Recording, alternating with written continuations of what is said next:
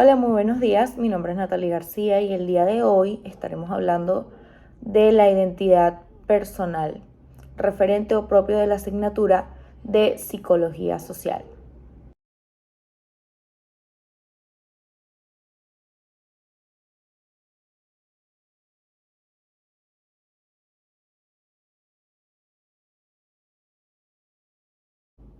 La identidad personal, ¿qué es? Esta resulta un conjunto de complejos procesos que vienen siendo dados desde el inicio de nuestra vida hasta el fin de ella, pero siendo determinados en una etapa puntual, la cual es la adolescencia. Inicia siendo llamada por características filosóficas como alma y luego redefinida por la misma psicología como identidad personal, denotándose por circunstancias que le permiten al individuo entonces dar respuesta a una pregunta fundamental: el ¿quién soy?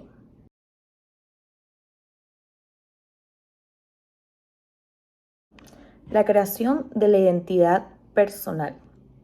Podemos ver que el crear tu identidad personal va a derivar de dos relaciones fundamentales que tenga el individuo o sujeto en sí.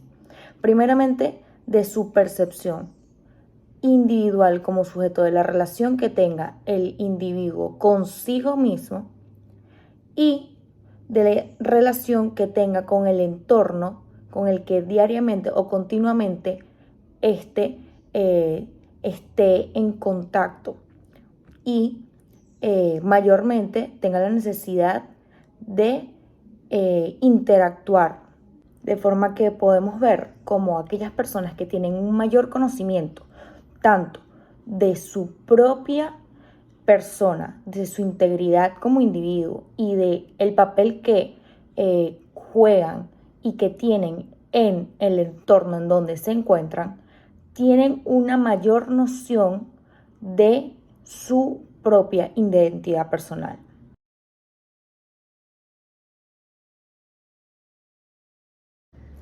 Una vez habiendo hablado de la identidad personal y de la creación del mismo, podemos empezar hablando de cualidades que pueden derivar de él, del individuo.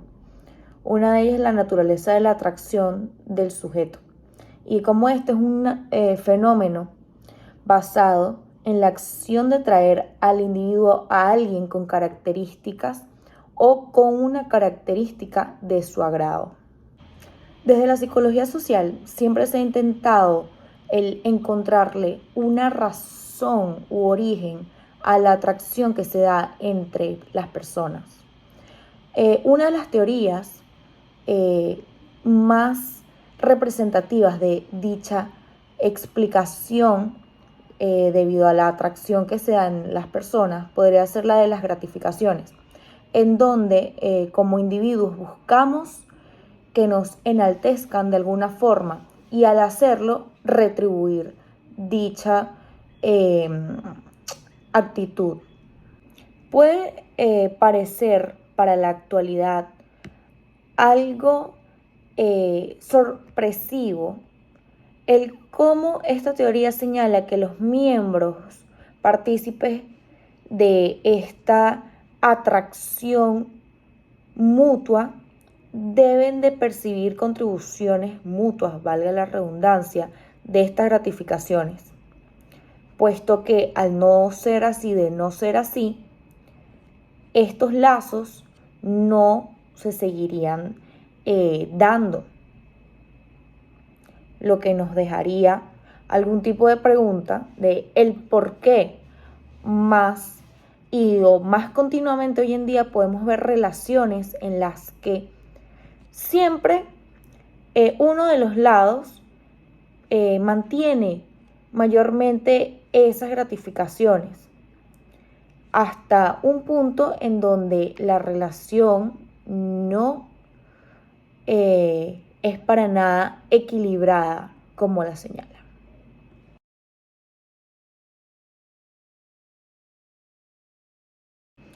Cuando hablamos ya ahora con respecto a las relaciones, pero más puntualmente a las relaciones interpersonales, podemos ver cómo de esto se trata el sentido fundamental del éxito de un individuo en una sociedad. Cuando nos referimos a una relación interpersonal, al punto determinante en donde un individuo junto con otro son capaces de intercambiar información y establecer una relación. Una vez habiendo hablado ya del significado de las relaciones interpersonales, podemos pasar a enumerar y hablar un poco con respecto a los tipos de relaciones interpersonales que encontramos. Entre ellas, las 5 fundamentales y principales: las relaciones superficiales, relaciones circunstanciales, relaciones de rivalidad, relaciones íntimas y las relaciones familiares. Como muy bien lo dicen de por sí sus nombres, no tienen una mayor profundidad a lo que su nombre nos puede dar por idea. Una relación superficial no tiene mucha mayor profundidad o intimidad en la compenetración de la misma. Son momentáneas. Una relación circunstancial es puntual, es por necesidad. Una relación familiar consanguínea y ya viene predeterminada. Una relación de intimidad es una creada, no necesariamente buscada, y no hay interés y hay lazos profundos. Y una relación de rivalidad es o suele ser posterior también a algún tipo de relación, ya sea superficial, circunstancial, familiar, íntima, puede ser objeto de algún tipo de problema o darse en una circunstancia de tensión.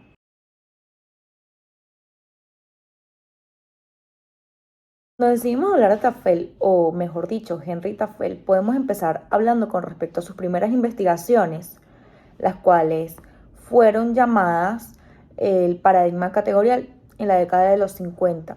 Luego, pasa a colaborar con otros investigadores en otras investigaciones que serían llamadas el paradigma experimental de grupos mínimos. Este paradigma sería clave para el estudio de la mera categorización, en donde quedaría en evidencia cómo los grupos tendrían ciertas conductas cuando pertenecían o no a algunos grupos. Posterior a esto, en 1978, aparecerían o surgirían Turner y Brown, quienes, para hacerle alusión a las ideas previamente ya propuestas por Tafel, denominan aglomerado de postulados por teoría de la identidad social.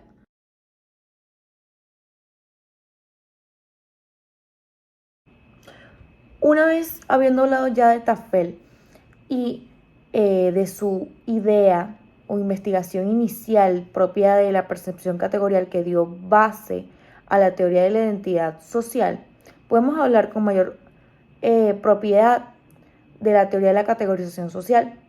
Según Turner, la teoría de la categorización del yo es un conjunto de hipótesis que hablan o profundizan acerca del funcionamiento del autoconcepto social, surgiendo de la investigación de la categorización social y del propio concepto de la identidad social.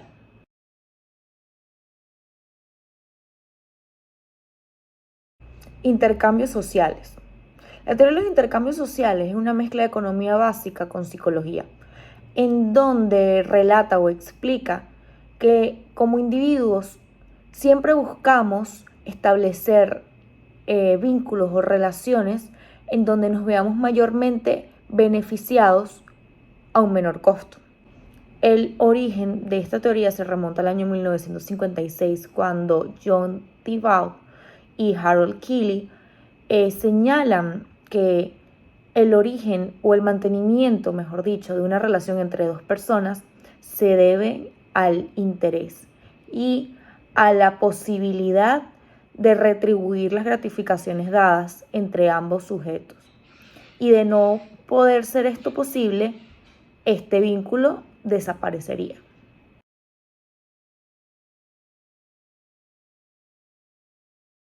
Cuando decimos hablar de conflictos sociales, podemos ver cómo estos son directamente problemas que detonan de diferencias que se dan entre las personas vinculadas, entre las relaciones interpersonales que se dan, pudiendo ver de tal forma como este concepto es apoyado o estudiado desde la psicología social por Muzaffer Sherif, quien ve que desde la perspectiva psicosocial, conjunto de relaciones interpersonales, en donde los individuos trabajarán o no a favor o en búsqueda de recursos, y sus intenciones serán en base a los recursos y por los recursos.